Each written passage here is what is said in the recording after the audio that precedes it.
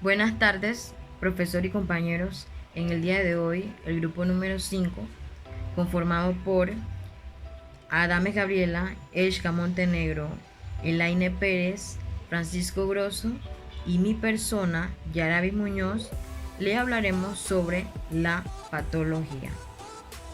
¿Qué es la patología? La patología es la rama de la medicina que se encarga del estudio de las enfermedades. De forma más específica, es decir, que esta disciplina se encarga del estudio de los cambios estructurales, bioquímicos y funcionales que subyacen a la enfermedad en células, órganos y tejidos. La patología utiliza herramientas moleculares, microbiológicas, inmunológicas y morfológicas, que estas tratan más que todo de descubrir su etiología y manifestaciones clínicas.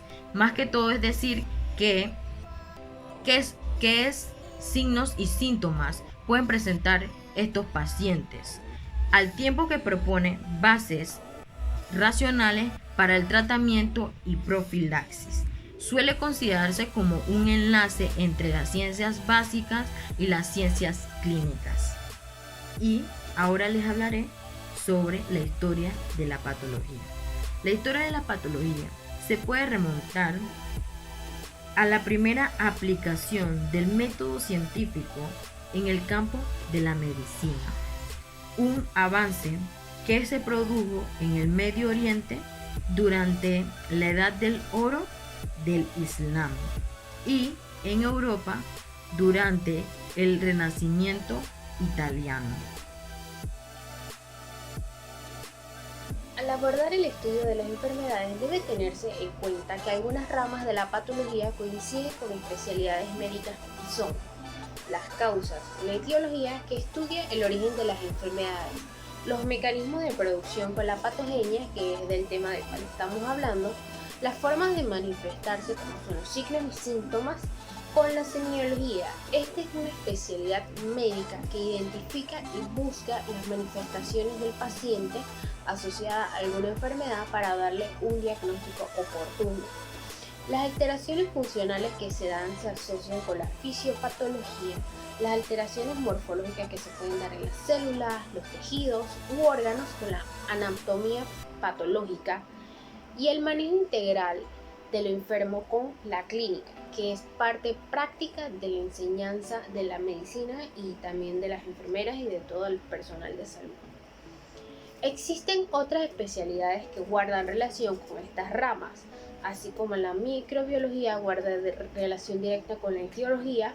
Por otro lado, la semiología y la fisiología se integran en la clínica, en la práctica médica, y toda ciencia, entre sus características, tiene que emplear métodos propios, como por ejemplo la anatomía patológica, que se utilizan los métodos como son el estudio de la biopsia, la autopsia y el método experimental. Las ramas de la patología son dos: la patología general, que es el estudio básico de las respuestas celulares a diferentes estímulos anormales generados. Por lo tanto, se refiere especialmente a aspectos de la investigación en la salud y enfermedades a nivel de laboratorio. Además, la patología general se centra en la etiología, manifestación y diagnóstico de las enfermedades. Por otro lado, la patología sistemática es el estudio de enfermedades que ocurre dentro de un sistema orgánico particular.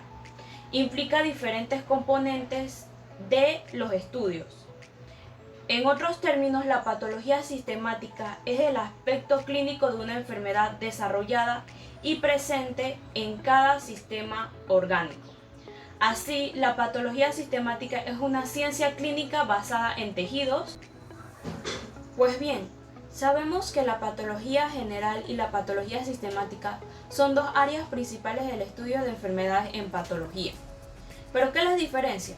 La patología general se centra en el estudio de los mecanismos de las enfermedades con énfasis en la etiología y la patogénesis, y por otro lado la patología sistemática se centra en el estudio de la forma en que ocurren las enfermedades en los diferentes sistemas. El proceso patológico en la patología está compuesto de 4 aspectos principales: la patogenia, la etiología, cambios morfológicos y las manifestaciones clínicas. La patogenia es la secuencia de acontecimientos que constituye la respuesta desde que entra un agente etiológico, como un virus, una bacteria, un hongo o un parásito que produce alguna enfermedad, desde el estímulo inicial hasta la expresión final de la enfermedad. Este aspecto de la patología suele considerarse el más importante, ya que estudia las relaciones entre los agentes etiológicos y la fisiología. Aquí podemos ver cómo un alérgeno entra al sistema, se produce lo que es los basófilos y los mastocitos, los linfocitos T, dentro del sistema hasta que da lo que es el picor, los estornudos, y se da lo que es entonces el diagnóstico, que es una rinorrea. La etiología. La etiología se refiere a la causa de la enfermedad. Las causas etiológicas suelen dividirse en genéticas, es decir, que nacemos con ellas, o adquiridas, que las adquirimos de algún agente etiológico. Algunos ejemplos de estas patologías adquiridas por residuos peligrosos biológicos infecciosos más comunes son lo que son la brucelosis, al trabajador que trabaja con animales infectados, lo que es el carbunco, son las personas que trabajan con lana, cuero o sangre de animales enfermos, la hepatitis B y C, a los trabajadores de la salud, a las policías, a los bomberos, al personal que brinda primeros auxilios, lo que es el tétanos, a los trabajadores de jardinería, al ganadero, y lo que es la legionelosis, los trabajadores con torres de refrigeración, piscinas y lo que son de aires acondicionados, y el famoso SIDA, el síndrome de inmunodeficiencia adquirida. El proceso patológico, dándole seguimiento, también tenemos los cambios morfológicos, que estos se refieren a las alteraciones estructurales en las células o tejidos, que son característicos de una enfermedad.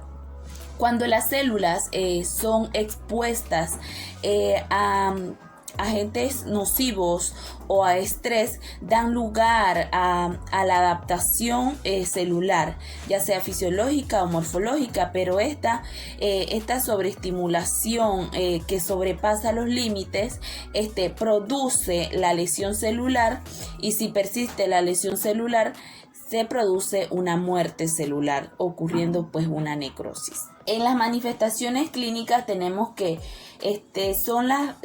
las manifestaciones clínicas son la relación entre los signos y síntomas que se presentan en una enfermedad. Por ejemplo, en los síntomas son aquellos que se pueden percibir por el enfermo y dan una alerta a que está pasando algo en el cuerpo. Entonces, en los signos clínicos, estos son los que vienen o son provenientes de un examen, de una exploración psicofísica del paciente a través de la observación, la palpación, la auscultación, entre otros, que se utilizan para determinar un signo clínico, ¿verdad? Por último, la base del razonamiento a la patología fue introducida por Rudolf Virchow, el padre pues de la patología moderna en el siglo XIX, que él afirmaba pues que todas las formas de la enfermedad son el resultado final de las alteraciones moleculares. Muchas gracias.